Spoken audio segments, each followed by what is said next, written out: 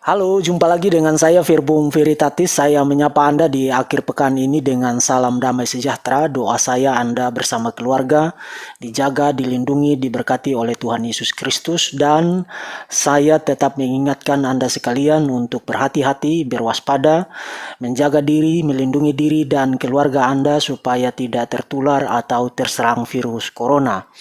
Nah, ini hanya informasi secara cepat saja bahwa besok pada jam 2 siang kira-kira saya akan live bersama dengan channel Batu Pualam untuk membahas sebuah topik yang sangat penting, yaitu mengapa kekristenan benar. Ini adalah sebuah topik filosofis teologis yang sangat penting dan menurut saya juga sangat mendesak untuk dibahas dalam konteks interaksi dan dinamika pertukaran argumen, dinamika apologetika Kristen Islam di Indonesia. Karena pada akhirnya kebenaran dari sebuah pandangan teologis atau sebuah wawasan dunia tidak ditentukan oleh kesalahan dari pandangan teologis atau wawasan dunia yang lain.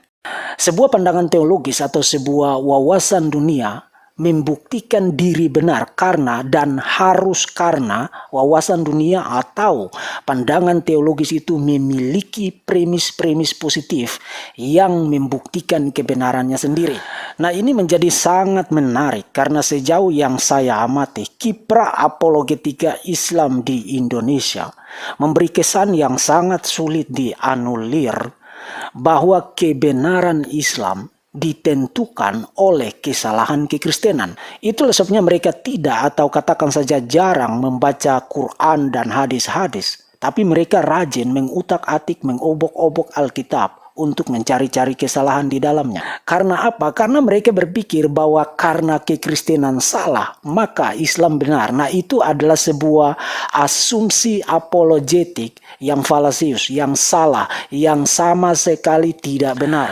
Sebab di dalam kerangka hukum non-kontradiksi, dua klaim kebenaran yang saling berkontradiksi satu sama lainnya bisa saja sama-sama salah, tapi keduanya tidak bisa sama-sama benar pada saat yang sama dan dalam pengertian yang sama. Jadi implikasinya, mari kita sempitkan ini, implikasinya kedua agama besar ini, kekristenan dan Islam, yang mengklaim pandangan-pandangan teologis yang saling bertentangan, saling berkontradiksi satu sama lain, bisa saja sama-sama salah, tapi keduanya tidak bisa sama-sama benar pada saat yang sama dan dalam pengertian yang sama. Nah, itu adalah implikasi dari hukum non-kontradiksi. Jadi Anda sudah ada gambaran bahwa kebenaran dari sebuah pandangan teologis tidak ditentukan oleh kesalahan pandangan teologis yang lain.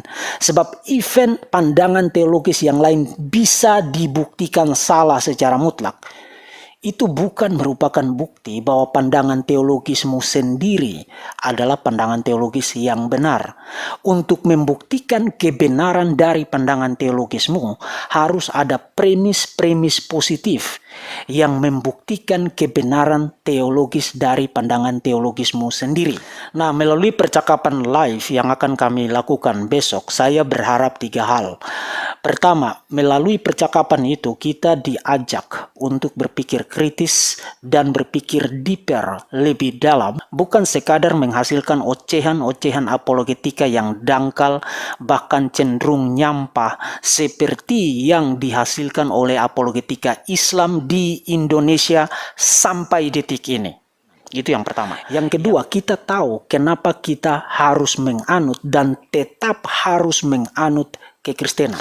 Dan yang ketiga, secara implikatif kita memberitahu Muslims bahwa kekristenan tidak membutuhkan Islam, Quran, dan Muhammad untuk membuktikan kebenarannya sendiri. Kekristenan mampu membuktikan kebenarannya sendiri tanpa Islam, Quran, dan Muhammad.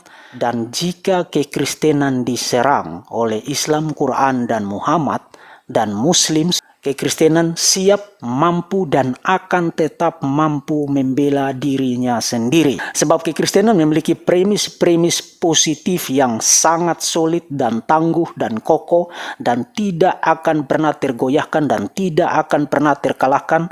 Sudah terbukti selama 2 milenia dan akan terus terbukti demikian di dalam sejarah sampai Tuhan Yesus datang yang kedua kali. Jadi akhirnya kalau teman-teman muslim merasa bahwa mereka harus terus-menerus membahas-bahas tentang kekristenan, mengobok-obok kekristenan, mencari-cari kesalahan kekristenan dalam rangka membuktikan kebenaran Islam, silakan.